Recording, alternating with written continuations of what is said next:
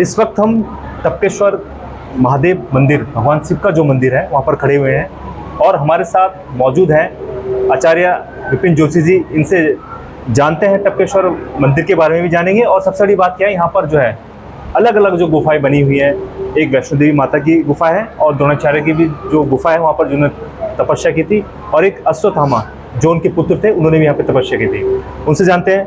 आचार्य जी आगे चलते हैं और इस इतिहास के बारे में जानते हैं कि ये इतिहास कैसे रहा, क्या, क्योंकि यहाँ पर लाखों देवी देवताओं ने तपस्या करी है और साधु संतों ने जो है तपस्या करी है, तो इसके बारे में आप क्या बताना चाहेंगे? क्योंकि देखिए, जैसा कि अभी आपको बताया गया, टपकेश्वर महादेव जो है गुरु द्रोणाचार्य जी की तपस्थली है, पौराणिक स्थान है। और ये भी मान्यता है कि यहाँ पे अश्वत्थामा जी का जन्म हुआ, और जैसा कि आप देख रहे हैं यहाँ पे अश्वत्थामा जी की मूर्ति भी स्थापित है और बहुत ही दिव्य स्थान है और प्राकृतिक सुंदरता है। और गुफा के अंदर स्थान होने के कारण लोगों को जो है एक दिव्यता मिलती है और एक आंतरिक यात्रा व्यक्ति कर पाता है, क्योंकि आज हम लोग कमाना तो सीख के जीवन जीना भूलते जा रहे हैं। तो यहाँ आकर के कहीं ना कहीं हम लोग जो है भीतर की ओर मुड़ते हैं और हमको आनंद की प्राप्ति होती है। कहा जाता है कि लाखों श्रद्धालु जो है जी हमेशा जी देश हो विदेश हो जी टपकेश्वर महादेव जी के दर्शन करने आते हैं जी।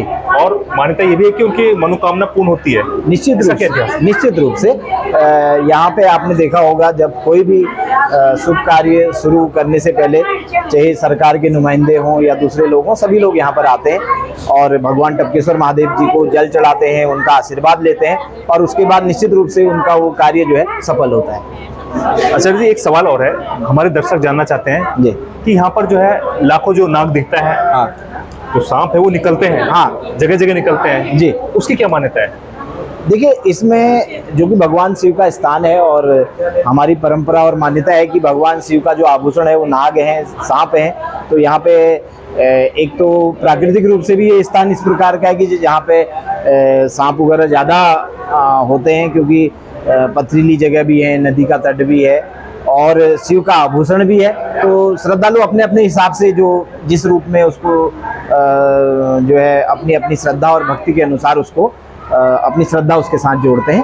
तो यहाँ पे सांप काफी मात्रा में पाए। लेकिन हमने क्योंकि और भी भगवान शिव के और भी मंदिर देखे हैं, क्योंकि जो नाग देवता होता है वो बहुत कम जो है मंदिर में दिखाई देते हैं, बहुत कम। लेकिन हमने देखा कि यहाँ पे जो है सांप जरूर दिखाई देता है, चाहे शिवरात्रि हो चाहे सावन हो। जी बिल्कुल, और काफी मात्रा में सांप दिखाई देते हैं। तो शुभ है, भगवान शिव का आभूषण है, अच्छा है।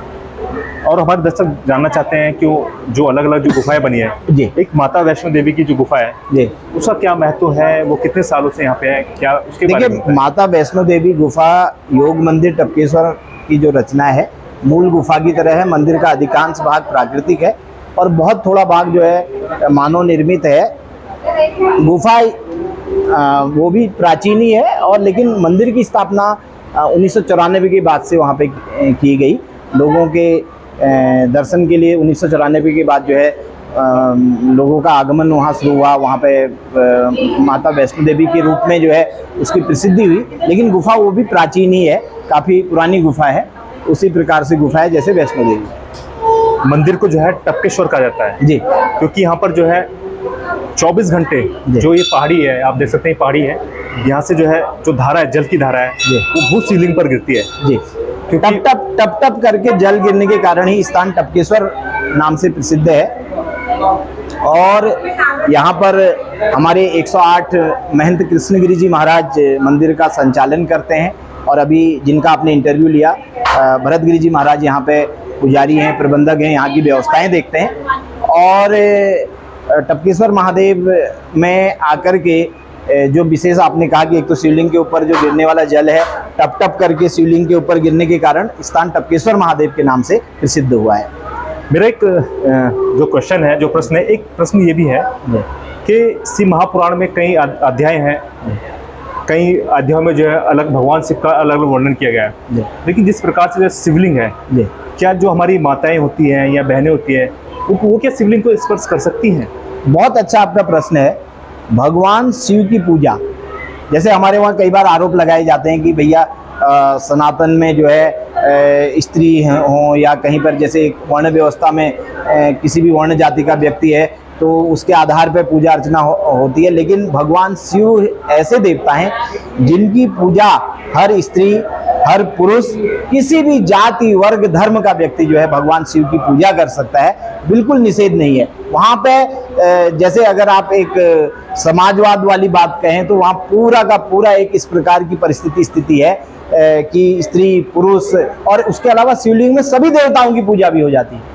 किसी भी देवी देवता की पूजा करनी है तो शिवलिंग के ऊपर वो पूजा हो जाती है, और सभी स्त्री पुरुष किसी भी जाति वर्ण का व्यक्ति जो है भगवान शिव की पूजा कर सकता है। और ये आज से नहीं, अनादिकाल से हमारी परंपरा चली आई है, किसी के लिए उसमें निषेध है ही नहीं। हमारे जो दर्शक ये जो वीडियो है जो देख रहे हैं, तो आप उनको क्या संदेश देना चाहते हैं? वो टपकेश्वर आए, यहाँ पर आए, उत्तराखंड में आए, क्योंकि सुकून का निश्चित रूप से आप लोग सब टपकेश्वर महादेव में पधारें और यहाँ पे भगवान श्री टपकेश्वर महादेव के दर्शन करें। और उसके बाद अन्य जो यहाँ पे स्थान है, चाहे वैष्णो माता मंदिर हो, चाहे संतोषी माता मंदिर हो, उसके अलावा जो है यहाँ पे महर्षि वाल्मीकि जी का भी मंदिर है, ऊपर हरसिद्धि दुर्गा माता का मंदिर है, शाकुंभरी माता का मंदिर है, राधा कृष्ण का मंदिर है और काली माता का मंदिर है। तो ये सब मंदिरों के भी आप दर्शन करें, आपको जो है बहुत अच्छा आनंद मिलेगा और दिव्यता और अध्यात्म का अनुभव होगा।